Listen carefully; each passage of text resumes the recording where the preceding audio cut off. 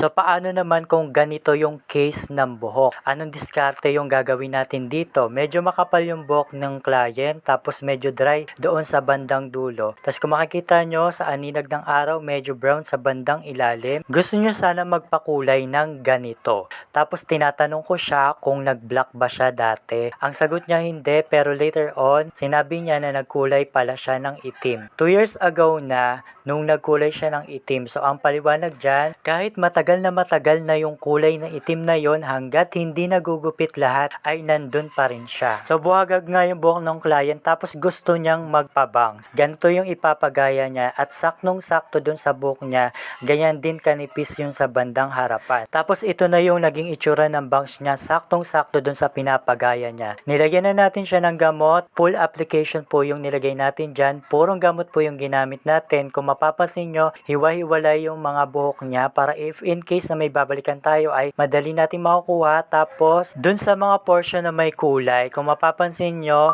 meron dyang medyo tumitingkad. So ang ginawa natin dyan, inesprehan na lang natin ng tubig para bumaba yung tapang ng gamot. Tapos itong bangs ay nilagyan pa rin natin ng gamot. Nagsapin tayo dyan ng plastic labo para hindi masugatan yung kanyang noo. Ang ipapagawa niya ay reband only at hindi nga siya pwedeng kulayan. Ito na yung naging resulta nung nabalnawan na natin ng gamot na number 1, na plancha na natin, and then pangalawang gamot. Tapos yung bangs niya, ganyan yung ginawa natin para medyo mag-volume. Plinansya rin natin siya na may volume para hindi flat na flat yung datingan kapag natapos yung kanyang buhok. Ito na yung pinaka-final result. Mas maganda sana to kung mayroon siyang treatment, mas lapat na lapat pa, pero maganda pa rin yung naging resulta. Makintab, tapos black na black yung buhok niya. Doon nga lang sa bandang dulo, sana treatment niya, pero maganda pa rin yung kinalabasan. Ito yung naging itsura ng bangs niya, hawig na hawig doon sa pinagaya niyang picture.